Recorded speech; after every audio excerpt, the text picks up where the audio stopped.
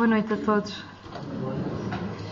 Que possamos viver em profunda harmonia este Natal, desde o dia 1 de dezembro, em que começamos a pensar em enfeitar as nossas casas, que possamos enfeitar o nosso coração também, com a paz, o amor que o Natal nos convida. Certo dia, Jesus passava na cidade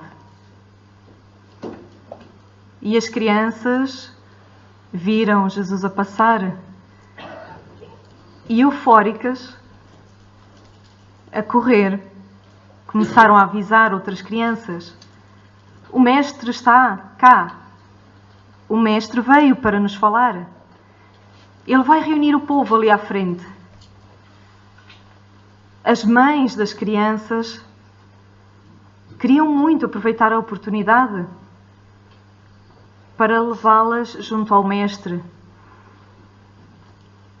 Ele, que já se tinha reunido com os seus discípulos, e a maior parte dos homens e mulheres que já se encontravam ali para o ouvir, começou a ouvir um certo burburinho da criançada a correr. A criançada, como nós sabemos, não é? Não para quieta, não fica em silêncio. Aquele vozerio saudável e lúdico das crianças a irem na direção do Cristo.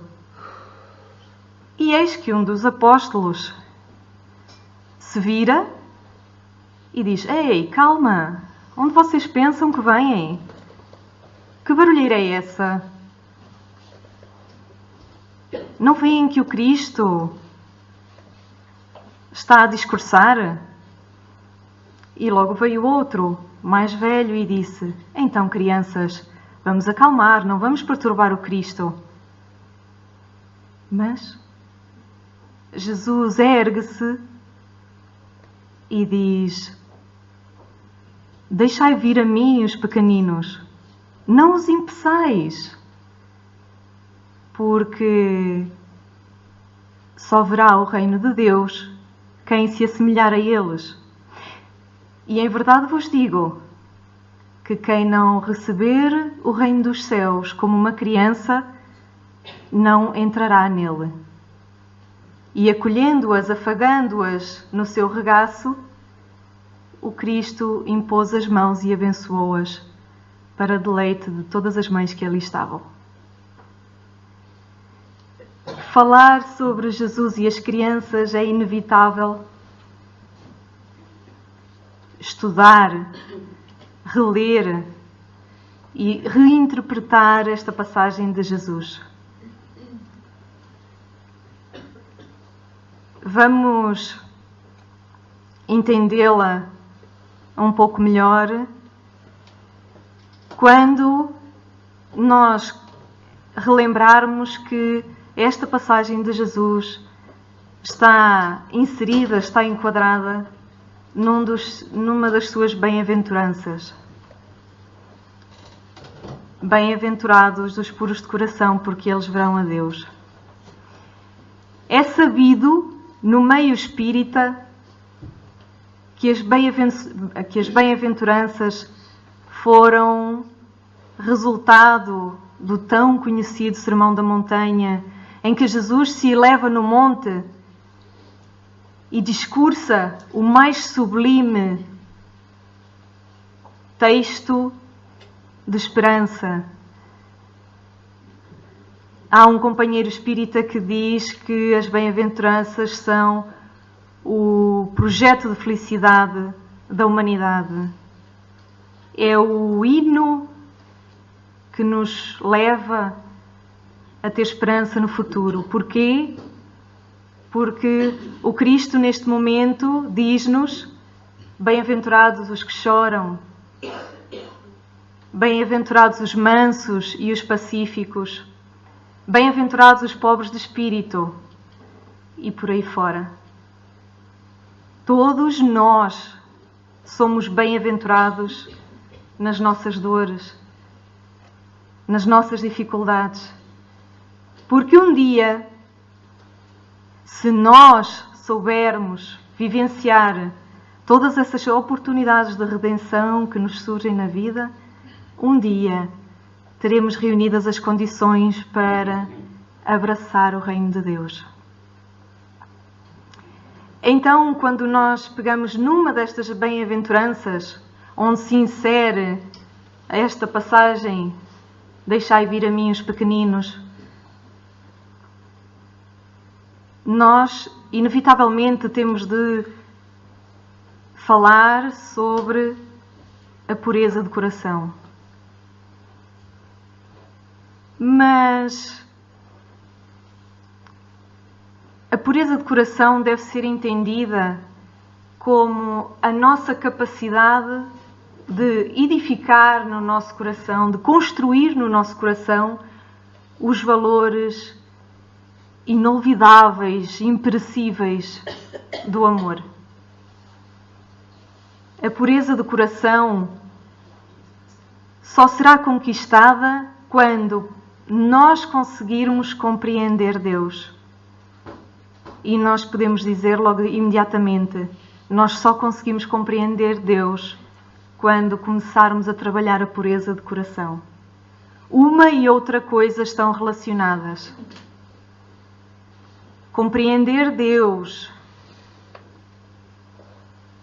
e construir um coração puro são duas ações que devem ser conduzidas em paralelo e que são construídas existência após existência.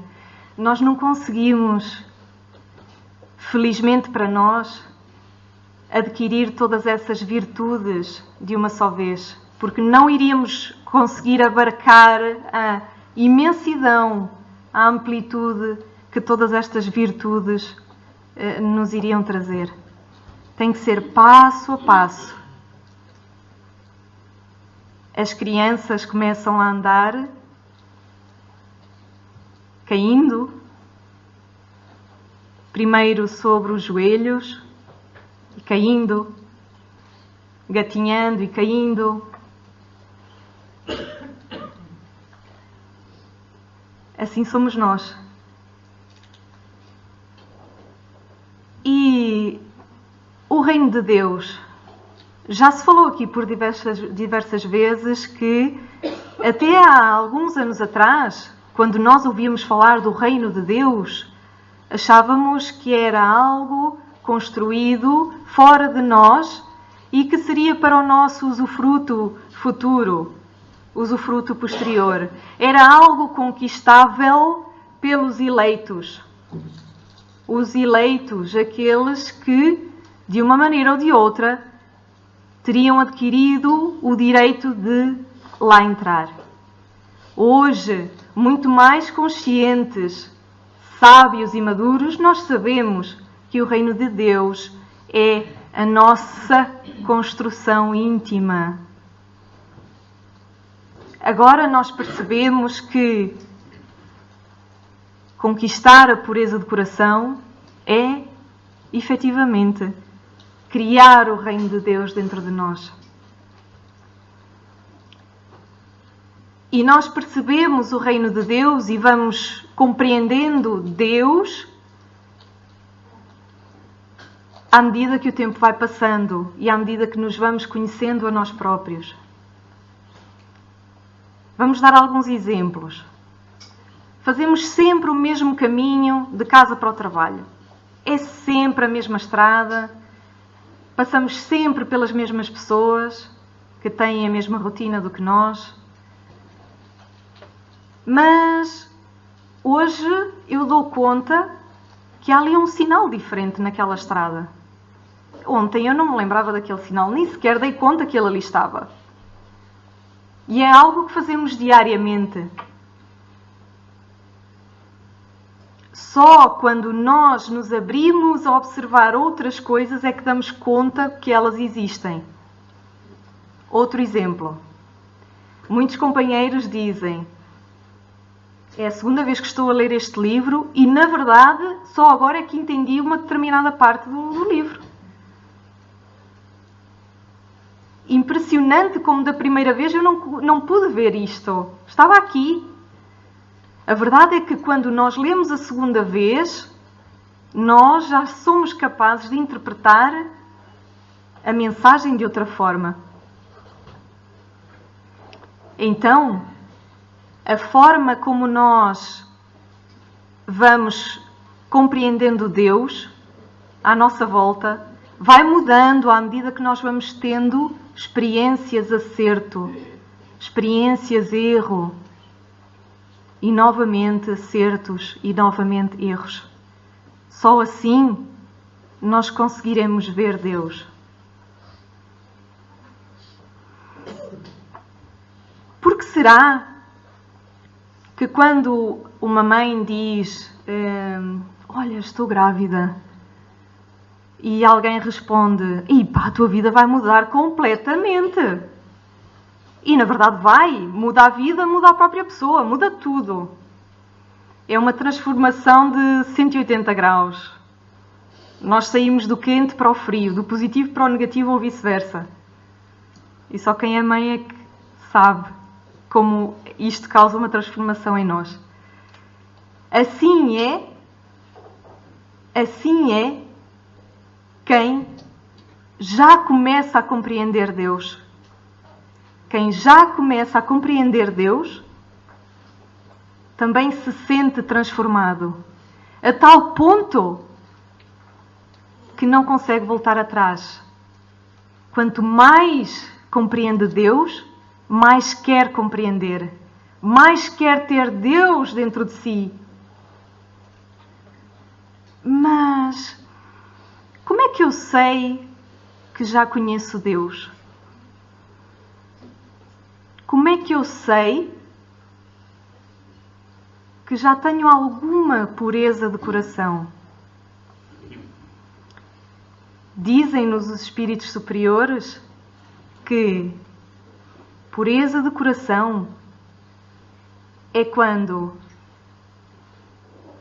só vemos o bem nas atitudes do nosso próximo. Ter pureza de coração é ver sempre o bem, o bom do nosso próximo e das situações.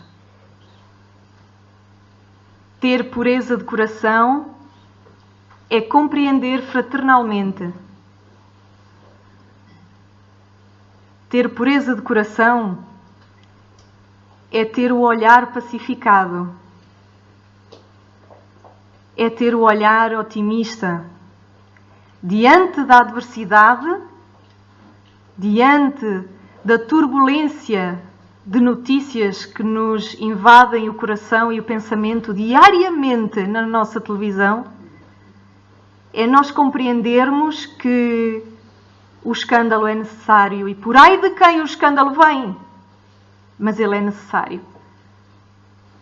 É imediatamente elevarmos o nosso pensamento e dizermos, ó Pai,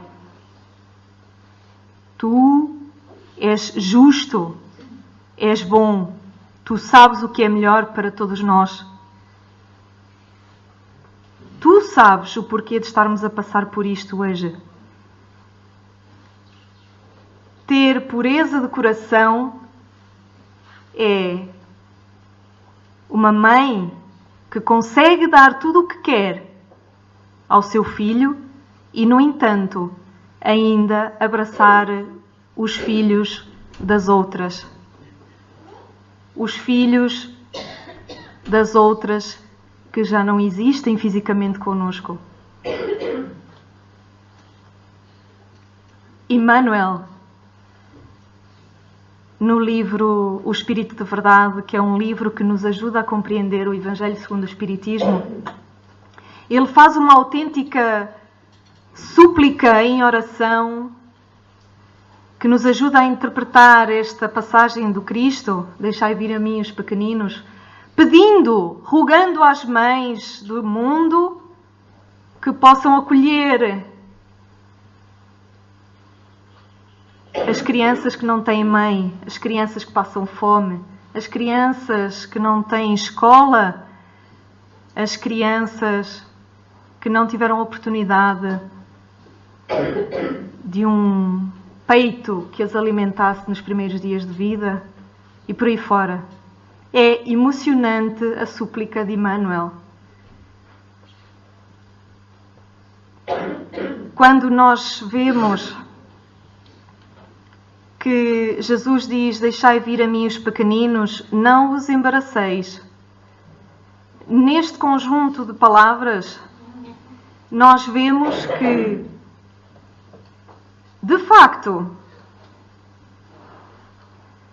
a infância é a fase mais importante da vida de todos nós.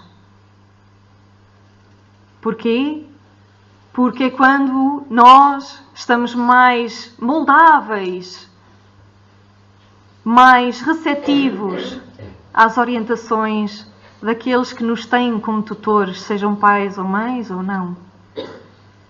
Então, quando o Cristo aproveitou esta oportunidade, reparemos, Jesus nunca perdeu uma oportunidade para transmitir um ensinamento na sua existência entre nós. E pelo facto do ambiente lúdico das crianças estar a aproximar-se, ele aproveitou o ensejo para debitar este ensinamento que nos traz tanto rumo à nossa vida. E então o que ele quer dizer, no fundo, é que você que é educador, que é educadora, tem uma responsabilidade profunda na educação moral e cristã das crianças de hoje em dia.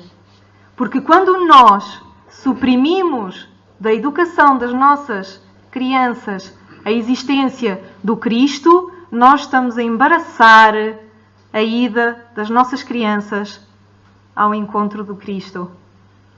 Então é responsabilidade nossa não embaraçar as nossas crianças para conhecê-lo.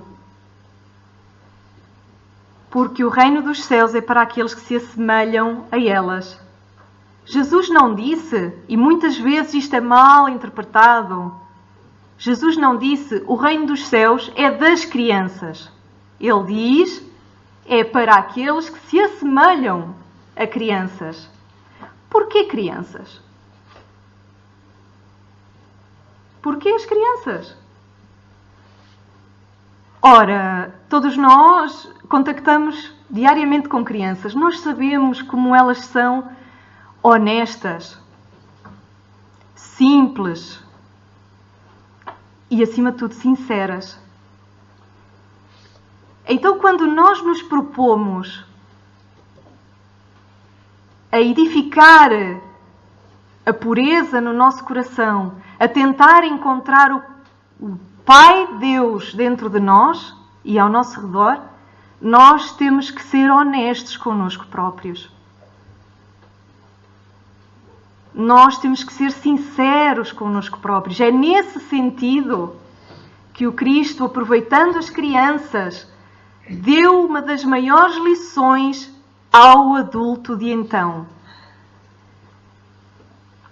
E isto faz-nos refletir, porque nós, na verdade, não fomos crianças assim há tanto tempo atrás. E ora pensemos, se nós ainda nos recordamos da nossa fase de infância, se é a fase da infância que demonstra maior honestidade, sinceridade e verdade acerca de nós próprios, nós podemos analisar, cada um de nós, recordando a nossa infância, os valores que nós já temos dentro de nós. Como é que eu fui quando era criança?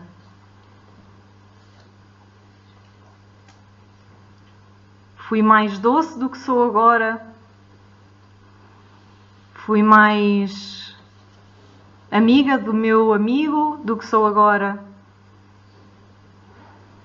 Nós sabemos que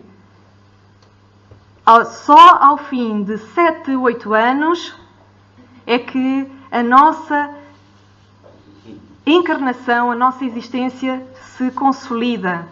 Damos início a uma fase turbulenta, que é a pré-adolescência, a adolescência, que é quando surgem os conflitos à flor da pele, conflitos que não são mais do que o florescer do meu antigo ser nesta própria existência. Então, porquê as crianças?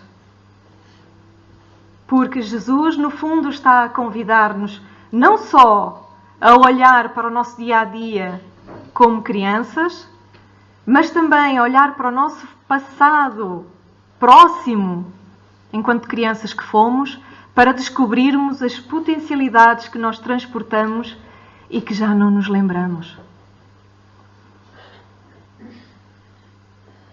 Nós só não nos lembramos.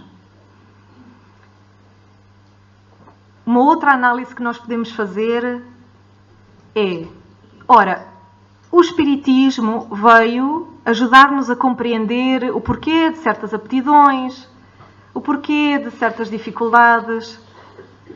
E muitas vezes nós chegamos até à conclusão, muito rapidamente, que isto não pode ser fruto de uma existência só. Isto tem que ser fruto de existências passadas. O Espiritismo vem nos esclarecer que somos espíritos imortais e que reencarnamos. Ou seja, temos várias existências. Ora, não seria contrário à doutrina espírita que Jesus tivesse comparado as crianças à simbologia da simplicidade e da humildade para a conquista da pureza do coração? Porquê? Ora, se uma criança traz um histórico de imperfeições, de pecados, de erros, como assim a criança tem a dita honestidade, a dita simplicidade e humildade? A verdade é que o Espiritismo também nos explica e nos esclarece que todas estas vivências do passado, elas são como que adormecidas, estão num sono latente. De outra forma, os nossos pais não conseguiriam tentar moldar-nos para que pudéssemos ser homens de bem, mulheres de bem no futuro. É lógico. Falar sobre Jesus e as crianças é falar sobre Jesus e nós. Se o tema de hoje fosse Jesus e nós, cairia bem também. Em verdade vos digo, todo aquele que não receber o reino de Deus como uma criança, não entrará nele. Não entrar no reino de Deus é não perceber o bem à minha volta. O apóstolo Tiago, capítulo 4, versículo 6, diz algo que inicialmente nos pode chocar. Limpai as vossas mãos, pecadores, e a vós, que tendes duplo ânimo, purificai os vossos corações. O que o apóstolo Tiago está a tentar dizer é que se nós não conseguirmos fazer esta mudança nascedora de purificar o coração, isto é, esta mudança de dentro para fora, que possamos começar de algum modo limpando as nossas mãos, ou seja, que possamos ter atitudes mais corretas para que os outros possam ver. E só os que têm duplo ânimo é que terão as condições para fazer a tal purificação de coração. Porquê? Porque conquistar a pureza de coração é ter espírito de sacrifício. Espírito de sacrifício é não desistir, ser determinado. É ter autodisciplina. Autodisciplina em si próprio. E ter compreensão para com o próximo. É muito importante que nesta época, neste Natal, nós possamos satisfazer os nossos desejos, cumprir as nossas tradições e prover àqueles que nos são próximos o que é normal do dia a dia, de ano para ano. Porque no Evangelho segundo o Espiritismo, nós também vemos como é importante nós vivermos como um homem no mundo. E ainda na semana passada falámos sobre este ponto. Nós devemos viver no mundo sem ser do mundo. Então, o que esta mensagem nos quer transmitir neste início de dezembro, em que nos sentimos mais abertos e mais dispostos a absorver a mensagem que o aniversário do Cristo encerra, é que possamos de facto viver o Natal como nós gostamos de viver, mas que possamos também tentar encontrar o Cristo dentro de nós, encontrar o reino de Deus dentro de nós. E nós só conseguiremos fazer isso quando nos dispusermos a limpar a nossa visão, porque ela anda um pouco desviada. Só assim nós conseguiremos ver Deus, ver e sentir o reino de Deus. No livro O Ideal Espírita, Emmanuel também nos traz uma reflexão que, no fundo, vem explicar toda a mensagem que encerra esta passagem do Cristo. Seja criança em relação ao mal que perturba e fere, realizando a maturação de teus sentimentos na criação do amor puro, porque somente no amor puro encontraremos acesso à eterna sublimação a que estamos destinados. Seja criança em relação ao mal que perturba e fere. Quando estávamos a ler estas palavras, não poderíamos ficar indiferentes à dificuldade que isto nos traz. Seja criança em relação ao mal que perturba e fere. E imediatamente tentamos visualizar a reação de uma criança perante um mal que perturba e fere. A criança nem dá conta do mal que é. Nós adultos temos uma bagagem de experiências boas e menos boas que nos turva a visão e que não nos permite ver as situações como uma criança. Mas logo a seguir, Emmanuel diz, realizando a maturação de teus sentimentos na criação do amor puro. Nós só conseguimos maturar os nossos sentimentos quando nós nos permitirmos uma nova chance de acertar, porque nós sabemos as nossas fragilidades, nós sabemos o que nos afeta, nós sabemos o que nos deixa de coração apertado, nós sabemos o que nos perturba. Tantas vezes ouvimos as pessoas a dizerem: eu nem vejo televisão porque eu fico tão sensibilizado, eu fico perturbado com aquilo que vejo. Há temas que nos são sensíveis, há coisas que nos afetam.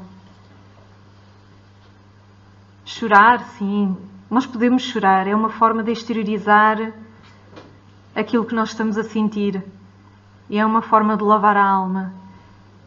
Mas devemos compreender, na medida das nossas capacidades, tudo aquilo que se está a passar e continuar a viver no mundo.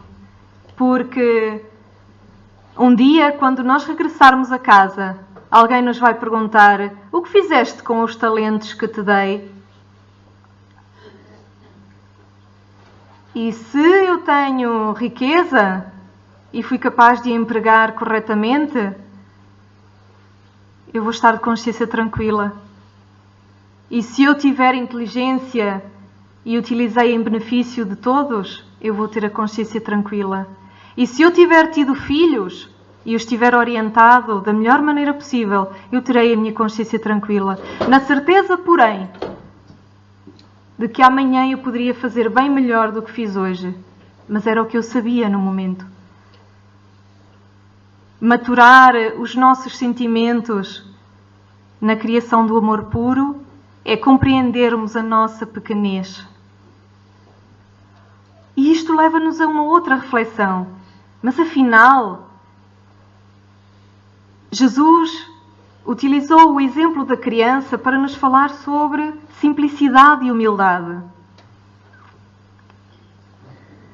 Estas duas coisas, digamos assim, são inseparáveis da pureza de coração. O que é ser simples? O que é ter simplicidade? Hoje em dia, da maneira como nós vivemos, nós conseguimos dizer o que é viver com simplicidade? Eu vivo com simplicidade? Para mim, até posso viver com simplicidade, mas o meu próximo pode dizer: não, eu acho que não vives com simplicidade. Cada um tem uma noção do que é simplicidade. Hoje em dia, a internet traz-nos tantas provocações e tentações. É tão simples como: eu preciso de adquirir um bem qualquer, mas antes vamos ver o que dizem acerca disso e daquele outro, e vamos ter a certeza que é mesmo isso, e depois às tantas já vemos outra coisa bem mais complexa, e depois já ficamos a morrer de amores por aquilo, e às tantas a simplicidade foi-se. Diz Joana de Ângeles, também foi aqui mencionado já, que a pior coisa que está ao nosso lado e que nos impossibilita de ter simplicidade em nossa vida é o apego aos bens materiais. É o ter a possibilidade de comprar e não deixar de comprar porque tenho a possibilidade de comprar. Ser simples é viver como o Cristo e fazer como Ele fez.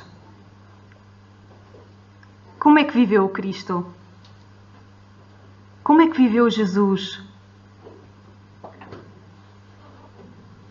Nasceu numa manjedoura, não tinha muitas roupas, tanto quanto se sabe. Era carpinteiro. Não tinha dinheiro e, no entanto, ajudava sempre. Não tinha o título de médico, mas curava. Pregava aqui e acolá, andava a pé. Viveu entre os oprimidos, os doentes, os desorientados, os obsidiados. E em momento algum nós lemos que o Cristo se queixou, ou deixou de sorrir, ou deixou de passar a sua mensagem. Se fizermos uma análise da nossa vida, seja ela curta ou longa, provavelmente vamos encontrar muitos pontos de semelhança com a vida do Cristo. Quem aqui não convive com doentes e oprimidos? Está à vontade para pôr a mão no ar.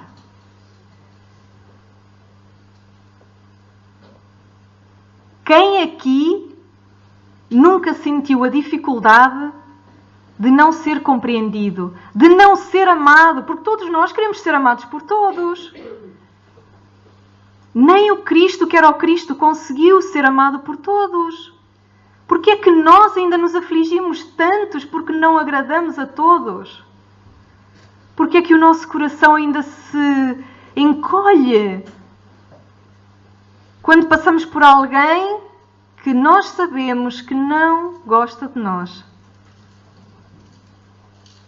Se o Cristo não conseguiu, e era a personificação do amor e da fraternidade, então nós, se analisarmos, vemos muitos pontos de contacto.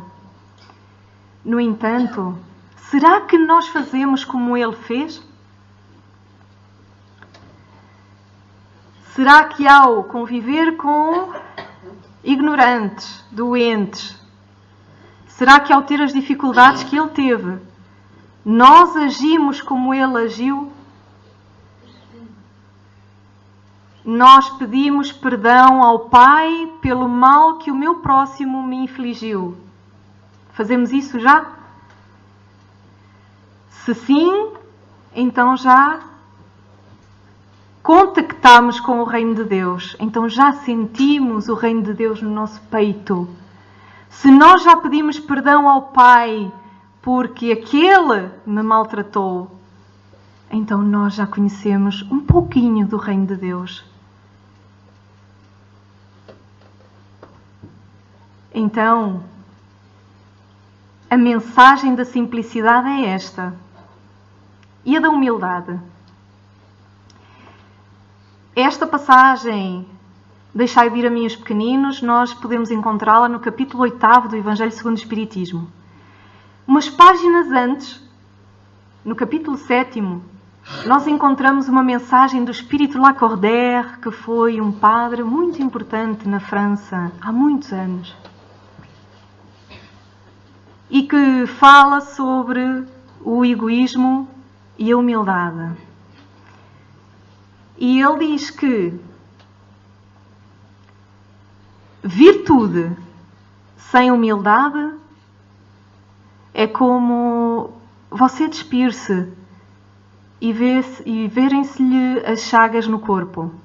Não há virtude nenhuma que esteja consolidada no seu coração que não precise de humildade.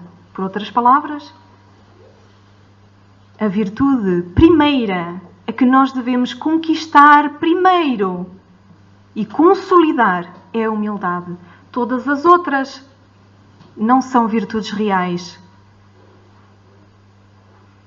Eu sou muito caridosa, eu faço muita caridade, mas gosto de mostrar que sou caridosa. Isto é caridade verdadeira? É só um exemplo.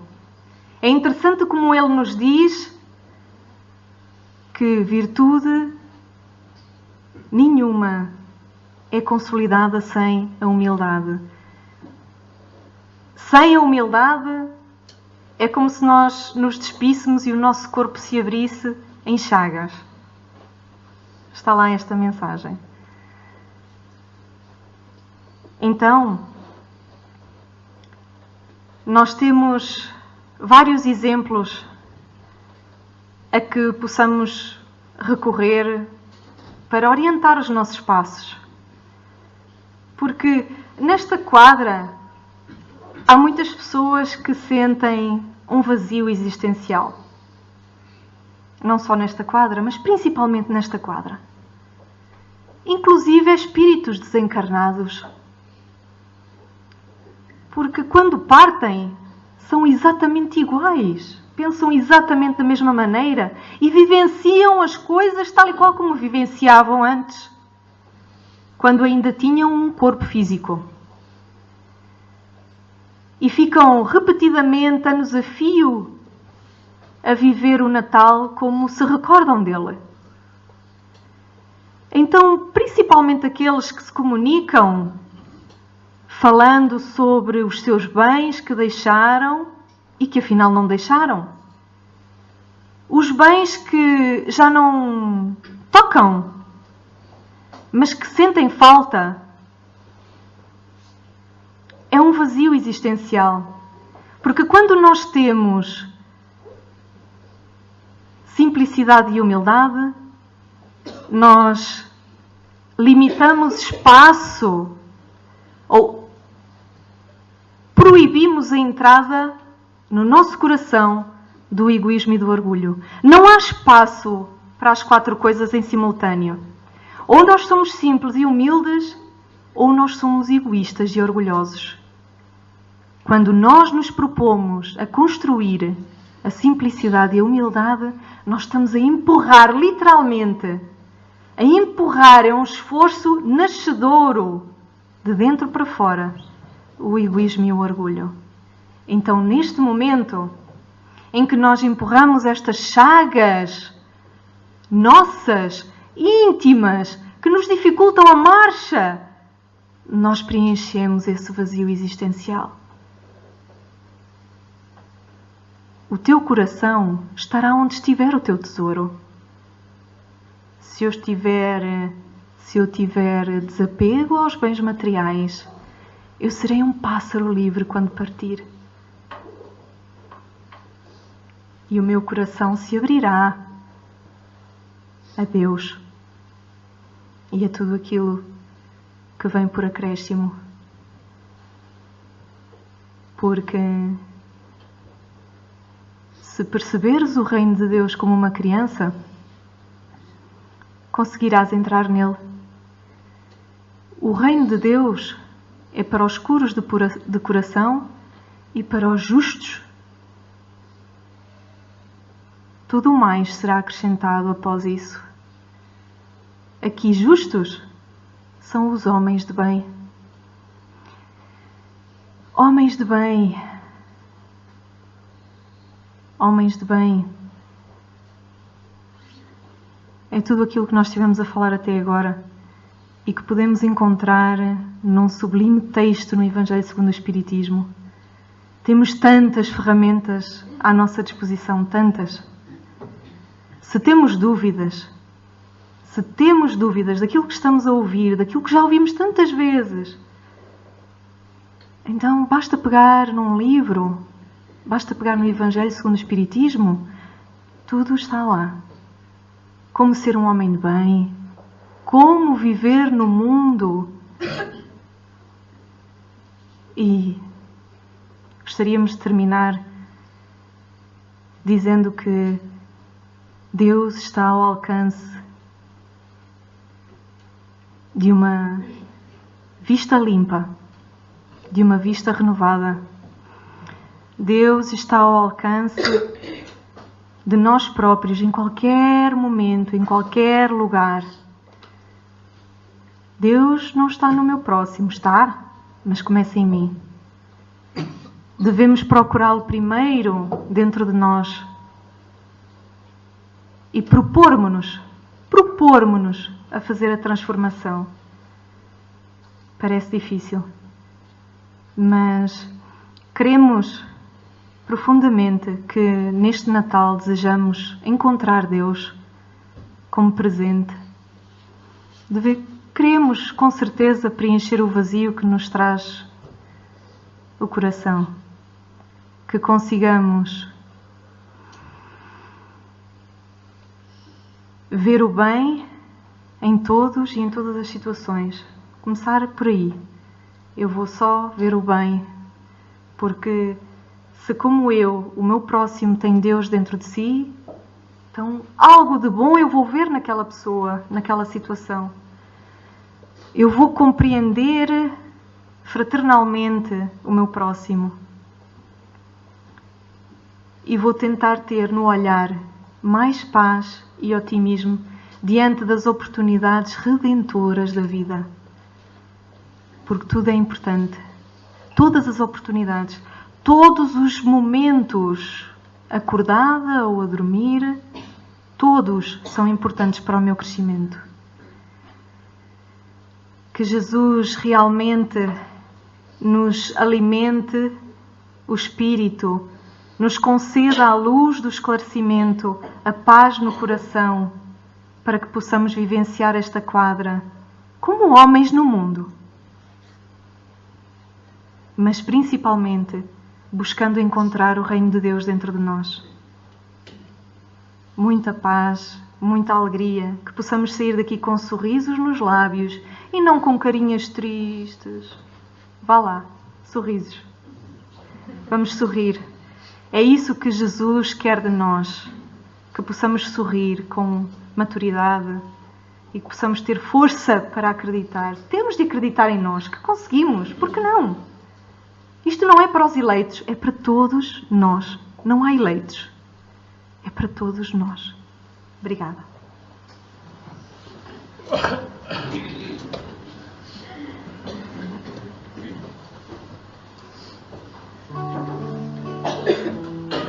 Página 39.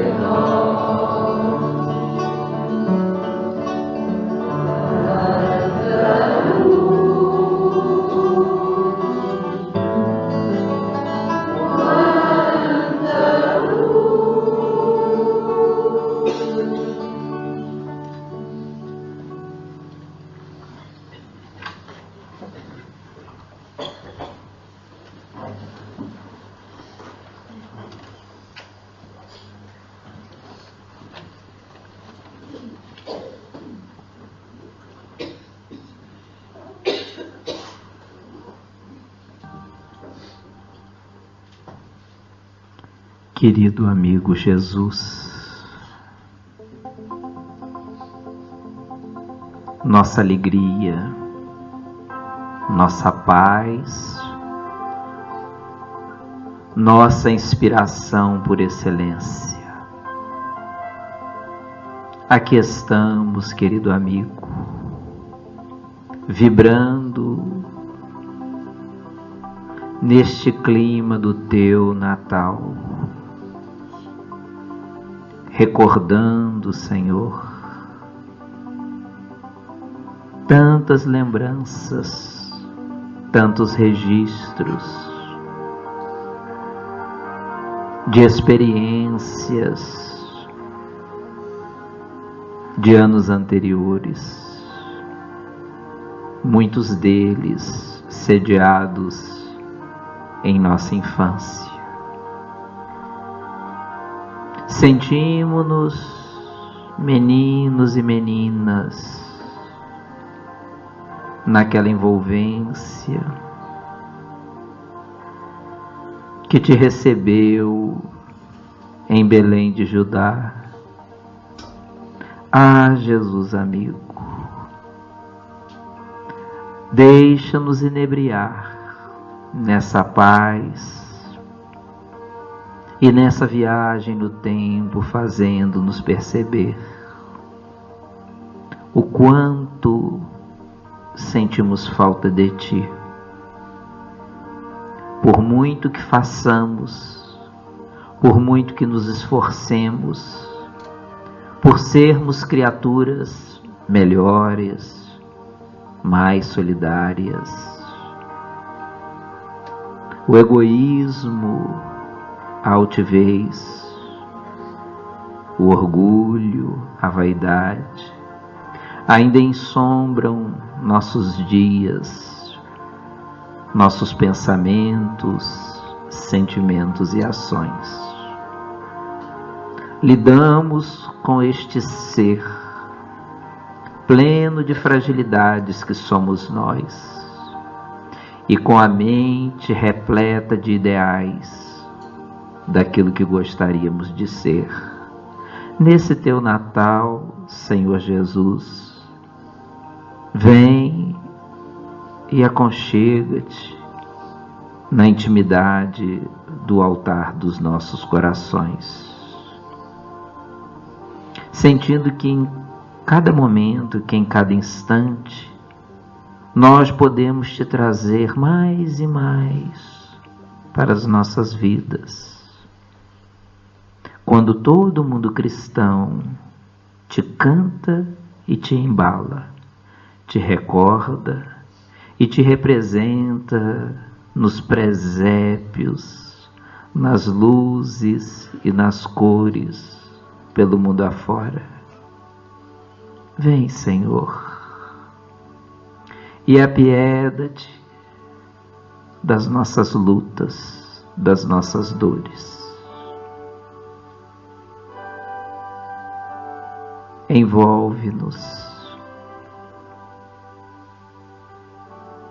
Se titubeantes, enfermos do corpo ou doentes da alma, ampara-nos,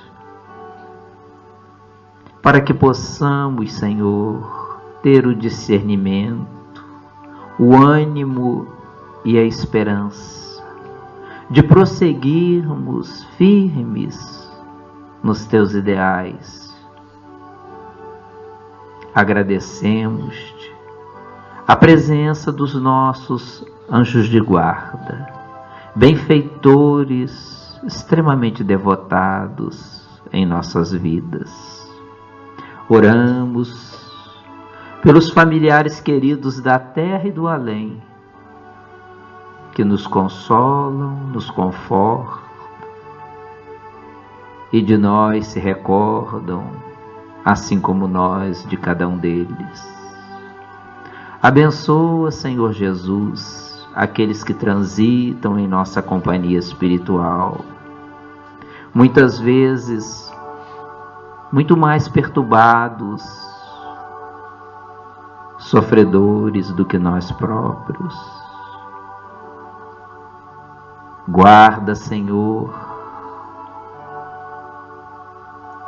todos aqueles por quem suplicamos e pedimos, aqueles que são objeto das nossas preocupações na condição de filhos, netos, companheiros, esposas, pais, familiares de toda sorte ou amigos,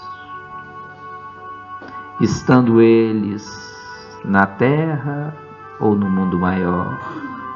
Deixa-nos abraçá-los pela recordação que agora evocamos e permita, querido amigo Jesus, que a simplicidade e a humildade deste nosso coração sempre infantil tenha a tua mensagem como moradia permanente na terra.